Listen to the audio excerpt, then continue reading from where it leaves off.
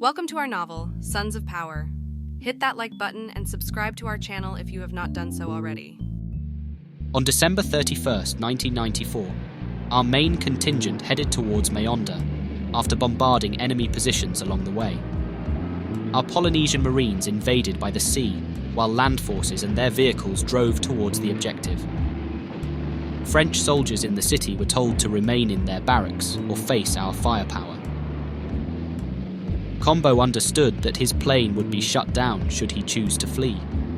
He therefore opted to go to the French embassy, from where he hoped to be extracted out of the country.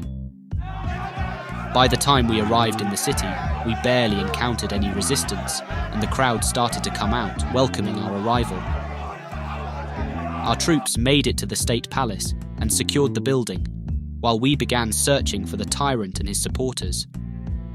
We understood that he was in the French embassy, and the French informed us that he had requested asylum.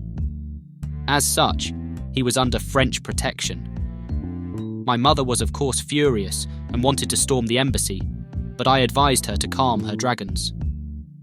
Kombo would be captured, one way or the other. The war was over, and Kitonga was once again under the absolute rule of the Wabonga clan. This time, we were not going to let any foreign power alter this development. On January 1st, 1995, Kitonga was a new nation, one rid of the rule of Kombo.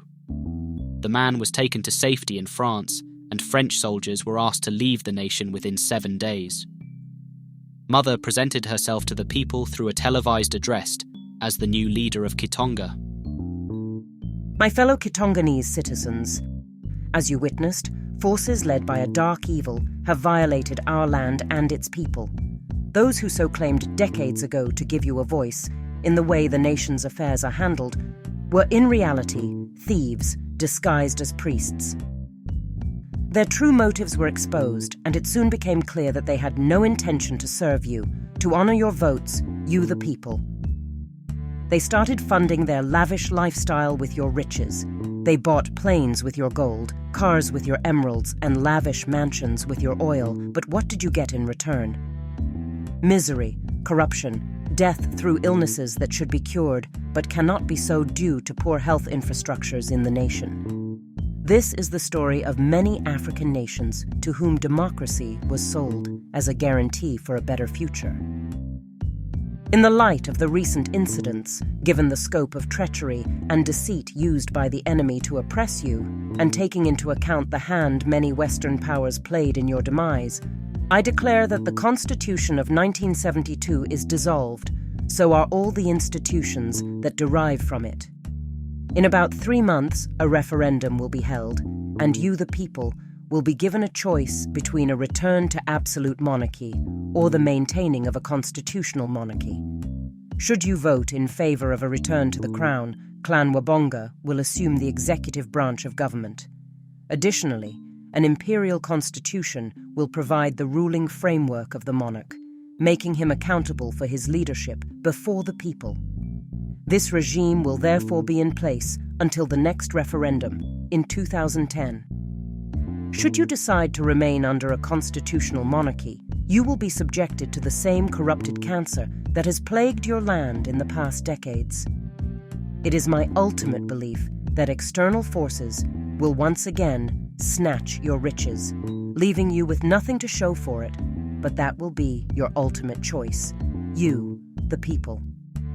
With immediate effect, all business permits granted by the previous government are in fact rendered useless, and new terms will have to be negotiated during the next 3 months.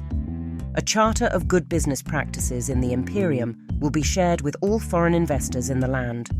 Those who will adhere to this charter will continue to do business here.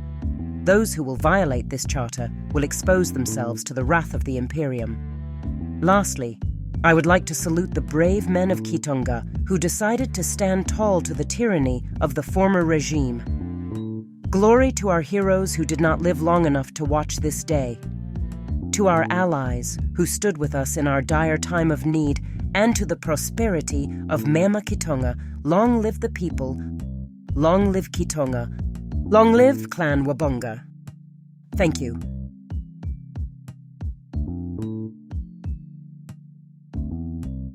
In the next episode, a confident Empress Ayeela invites the Kitonganese people to the polls to decide on the future of the Imperium, with the aim to embark the nation on powerful reforms that will change the lives of her citizens. We appreciate the time you took to watch the entirety of our video and would be honored to count you among our new subscribers.